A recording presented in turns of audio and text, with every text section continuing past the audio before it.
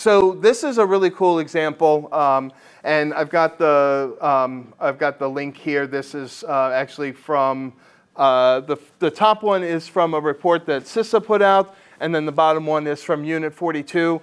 Just two great examples of things that we see all the time. Execution of bypass policy.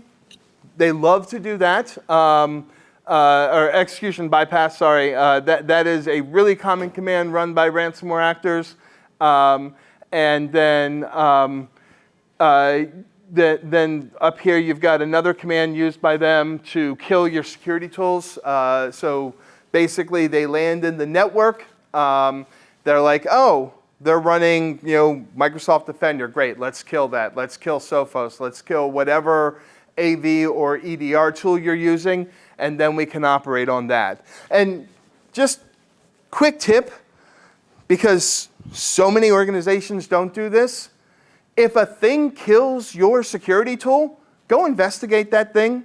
Like, make that big red screaming alert on it and go, hey, let's go see what did that. Because if something's killing your security tool, it's probably bad. And if it's good in doing it, it's probably actually still bad anyway.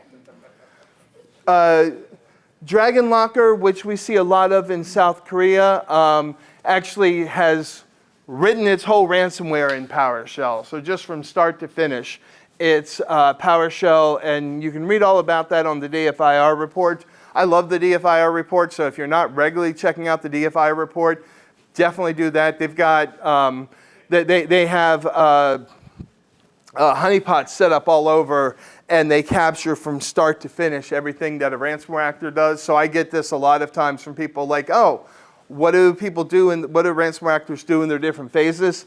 That's a great example of just publicly available data that you can go and pull through. And if you're one of the people who are planning tabletop exercises, that's also a great resource because you can then walk through from A to Z how a ransomware actor, like a real ransomware attack worked, and then check to see how your defenses will work against it. So this is I think the DFIR report is a great cheat code for carrying out tabletop exercises. Also, side note, when you're doing your tabletop exercises, stop buying pizza for everybody. Go to the nice place. Get good food. And I know fat guy complaining about food is probably a little on the nose. But I'm telling you, man, you get more people coming to your tabletop exercises when you do have nicer food than just pizza, and they enjoy it more, and then they come back next time. And then you can give them the cheap food, because you've already bought them in. And Diet Dr. Pepper, don't serve Pepsi. If you serve Pepsi, you're a bad human being. So my advice to you, if you want to protect your network against PowerShell, is just get rid of it. You don't need it in your damn network. Now, GCHQ, Microsoft, the National Security Agency, everybody else will tell you, no, secure it. I'm telling you, just get rid of the damn thing if you don't need it. So they may be right and I may be wrong. At least they may be giving you practical advice. It may be a little impractical to say just get rid of PowerShell entirely.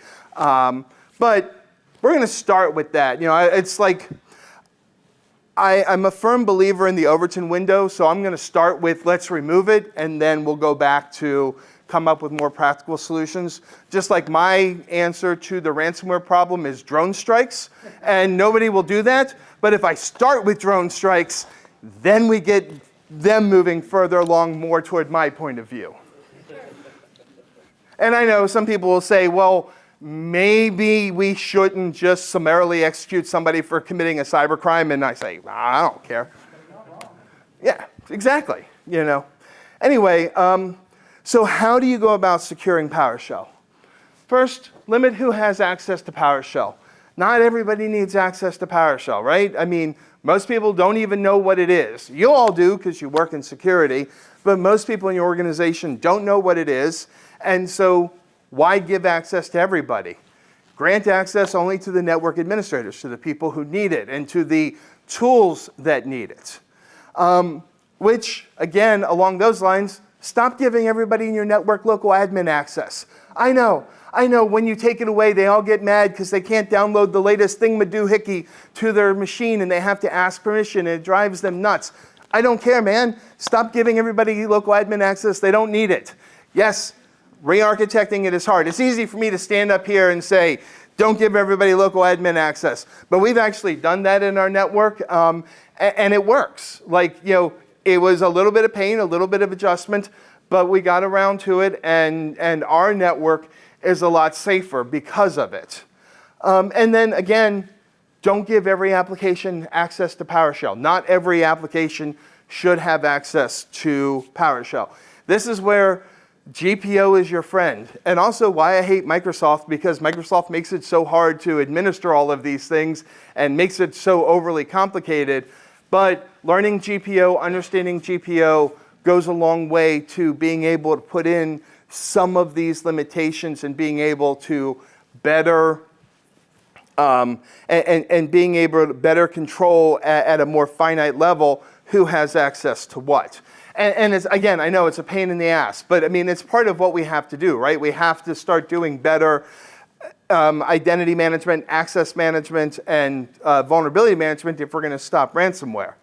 And then, ideally, limited access to only signed applications from a trusted CA. Now, we know that the bad guys are getting better at finding those trusted CAs and incorporating them into their signatures, but most of the bad guys don't. So yeah, just limiting to signed applications from a trusted CA.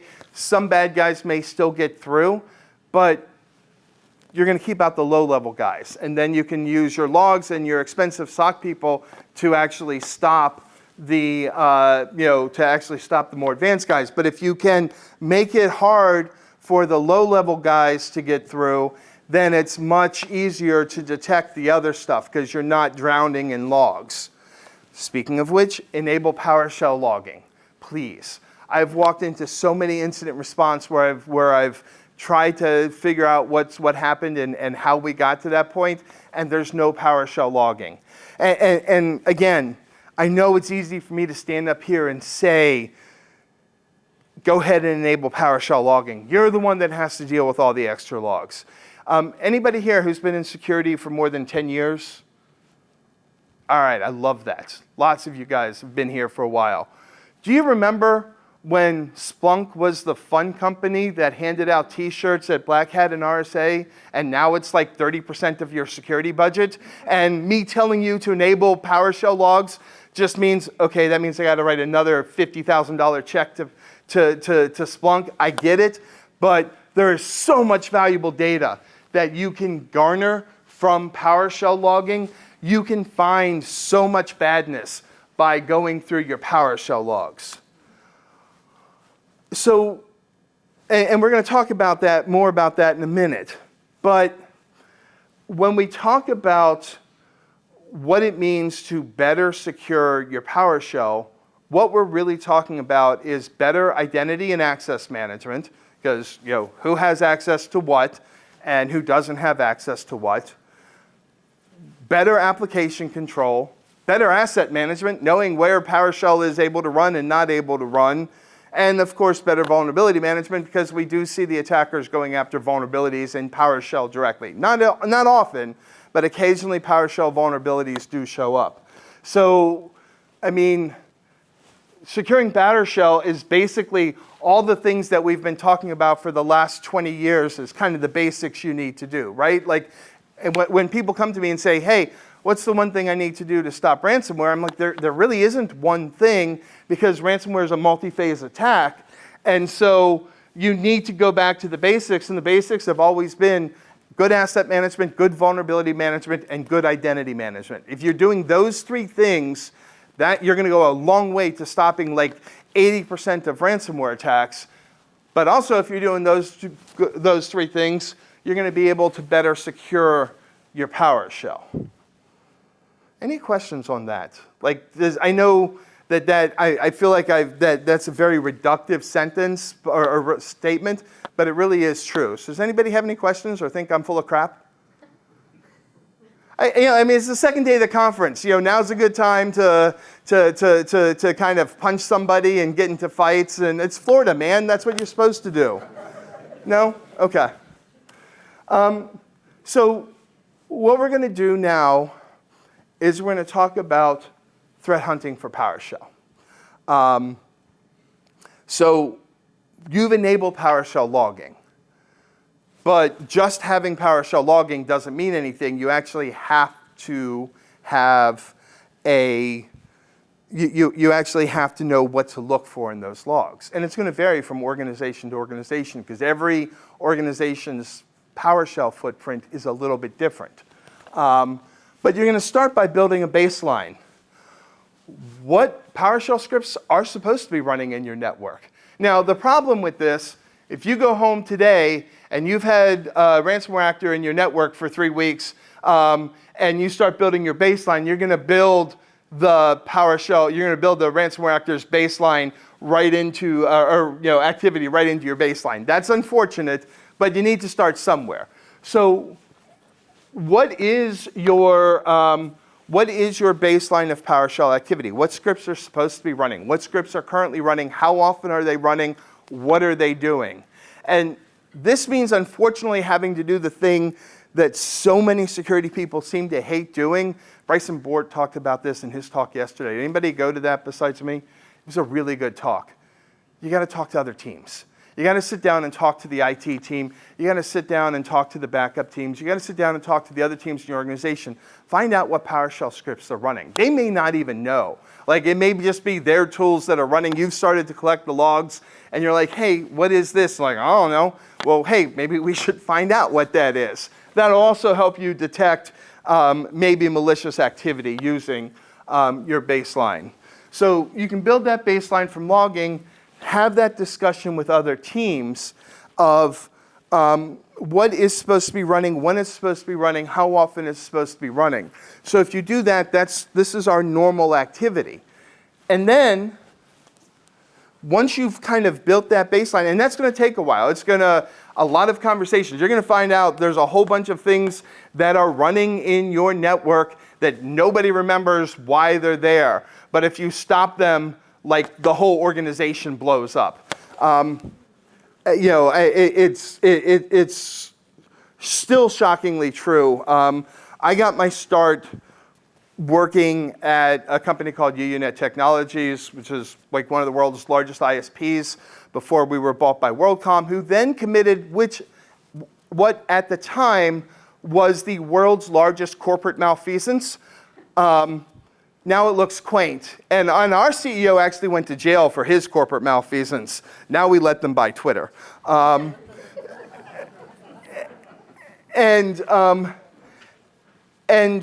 I started off working in the network operations center, and then I moved over to data center activity. And we were moving our data center from essentially some unused offices in our Tyson's office to a real actual data center. And while we were doing that, we came across this hub that was sitting in the middle, not a switch, a hub that was sitting in the middle of one of the shelves that had 2 cables plugged into it. We didn't know what it was. So the only thing we could do, because it was just a dumb hub, we unplugged it. And it turned out that at some point, many years ago, somebody had run out of cable, and rather than just go make a longer cable, they took 2 short cables from one end of the data center to the other end of the data center and plugged them into that hub, and meant to go change that later, and they never did. So we lost half the data center by doing that. And that's what you're going to find as you're going through this, is you're going to find there are things that just aren't there. So now, but once you've managed to build your baseline, once you've done that, then it's actually relatively simple. What you look for is weird shit. And weird shit as defined by your organization. And every organization is going to be a little bit different. So some of the basics, scripts that are running at all times, or running at odd times. Like if it's running at 2 o'clock in the morning on a Friday night, that could be ransomware, because that is what we see. A lot of ransomware actors love to operate on Friday and Saturday nights because they know there are a few people monitoring security. Scripts executed by a new network admin. Again, ransomware actors get into your network, they get into Active Directory, they love to create new network admin accounts. So if you have a new account running a PowerShell script, go check that out. In fact, anytime a new admin account is created, that should probably generate, that should be another thing that generates an alert, especially because I've been on a few, in the last 6 months, I've been on a few ransomware incident responses where they created 5 new accounts, one right after the other, right? And they used a couple of them and left the other ones in hiding. So if you see any of that, you should probably be alert on that. I feel like, and again, I apologize, this is a joke for old people. I feel like I'm almost doing a Jeff Foxworthy bit, like, right. Oh, no, I guess that's Bill Engvall. Here's your sign. Here's your sign that there's ransomware. But I guess you could go Jeff Foxworthy. You might have ransomware if. And then, again, if you've said network admins should be the only ones running PowerShell, if you see scripts running on or from machines that shouldn't be part of that baseline, that's something you should alert on. And then, of course, scripts engaging in any unusual network probing or possibly any network probing, depending on what you have going on. But those are my ideas. And we have 10 minutes, and I want to know what your ideas are for things you should look for there. And as an incentive, I have a karaoke app with every Kenny Rogers song on here, and I will sing The Gambler, and I will force one of you, and it won't be the person you all want, to do an Islands in the Streams duet with me. So I know people hate raising their hands, but if you don't want me to sing The Gambler, I'll start. There you go. Perfect. What else do you recommend look for? I work in the OT environment. Oh, great. So the systems don't change that often, and nobody should be writing PowerShell scripts. So I actually scan my computers for new PS1, new files just showing up. Yeah, that's great. So if there's a new file that shows up, I have a little log file that says, hey, this has popped up. Granted, it's running in PowerShell, but no, and that's great. In fact, I mean that's another thing. If you have hashes for all of the PowerShell scripts that are supposed to be running, any new hashes at all, or changing hash. Yeah, or a change in hash can absolutely be something that you should alert on. That's a really good one. Yes, sir. Child process execution? I'm sorry? Child processes? Oh, yeah. Stop child processes from getting executed from PowerShell. Okay. Don't allow that. Yeah, right, exactly. Stop child processes. That's another really good one. So if you see PowerShell trying to execute child processes, that's a good one. Go ahead. Setting up flags in your SIM for any of the sysinternal suite, mainly psexec. psexec, yes, psexec. The ransomware groups love to use psexec.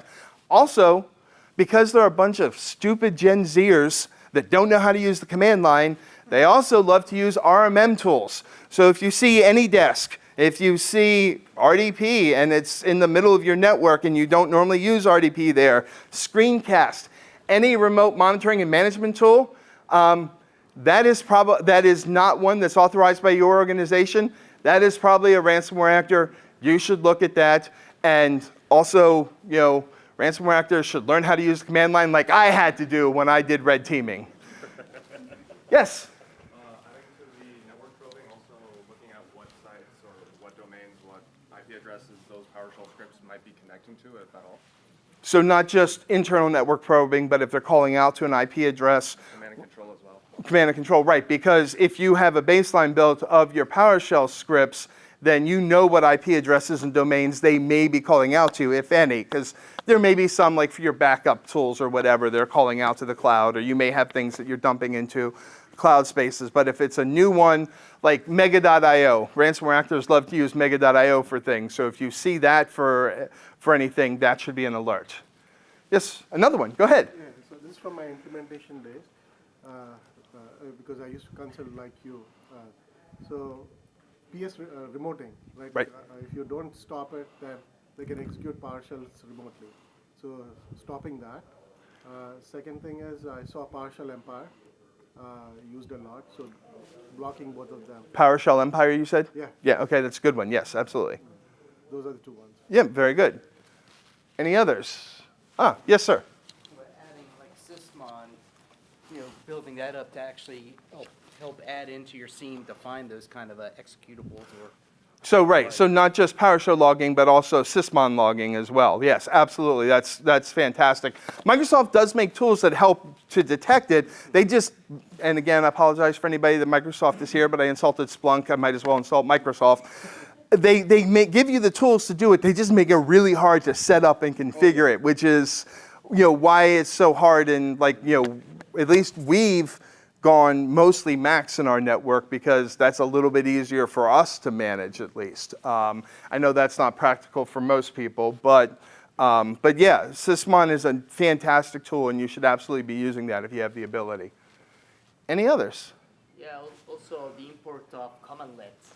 The import of? Commandlets, so Oh, external libraries for PowerShell and stuff like that, or unusual imports like assembly ones to bypass the XDR or any security tool. right, yeah, there you go, yeah. So any external libraries or anything that's going to be able to bring in, or running any of the common ransomware tools, like they love to use Mimikatz and Bloodhound, and I think there's even a PowerShell version of Mimikatz.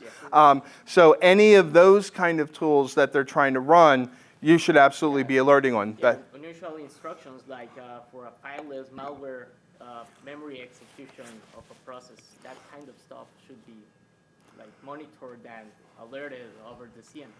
Right, because most of your users aren't executing things in memory, hopefully. If they are, then maybe you should bring them over to security team. Go ahead. If you have the ability, to monitor PowerShells, look for any obfuscation. Because if they're purposely encrypting or obfuscating it or encoding it, then maybe there's a reason. Yeah, no, absolutely. Obfuscated PowerShell. I mean, again, you'd have no reason to obfuscate your PowerShell for things that your admin has written. Maybe some of your vendors do, because they don't want you to know what their secret sauce is, but that's fine because you have those hashes. So those are okay, but any new obfuscated PowerShell. All right, do we have any more? You guys are really good. Were you raising your hand? You kind of raised your hand. Oh, go ahead, sir. Invoke expression or execution policy bypass. Okay. It'd be kind of odd to see somebody running those commands in PowerShell. Yeah, that's another good one. I have a question for you. Yeah, go ahead. So why do you think companies like Microsoft or the National Security Agency believe that removing PowerShell is not the answer? So the argument is that overall PowerShell is a good tool to have in the network because there's a lot of value that most organizations get out of PowerShell. It does a lot. It's a really powerful tool, and it does a lot. Now, Microsoft obviously is self-interested in not having you remove it, but the rest of the organizations, practically speaking, removing PowerShell is not going to solve most organizations' problems. And it may make it harder for them to administer and manage their network. So if you're using PowerShell extensively in your network, me coming in and saying, oh, just remove it and then your problem's solved, you're going to tell me, well, no. Right from the start, most people are going to say, okay, the rest of your advice is stupid and invalid. And so that's the reason why that they do it. And you can properly secure PowerShell. Look at all the great advice we got here for things that you can be looking for and for how you can better secure PowerShell. So you can do it. It just, Microsoft, I think, makes it too hard to effectively secure it. Does that make sense? That makes sense. Thank you. Sure, no problem. Anything else? All right. Well, that was fantastic. I hope you all were taking notes. And whenever I give this talk, I love having these conversations because so many people here, and so many people that I've worked with over the years have such great ideas. And so I hope everybody was kind of taking notes on what everybody recommended. And that's all I have. And I know that's a little bit early, but I also know everybody wants to get to lunch. So I'm happy to take questions about ransomware if you all have any questions, broadly speaking, or take more questions about PowerShell. But thank you all very much for A, coming to the conference, and B, for coming to this talk.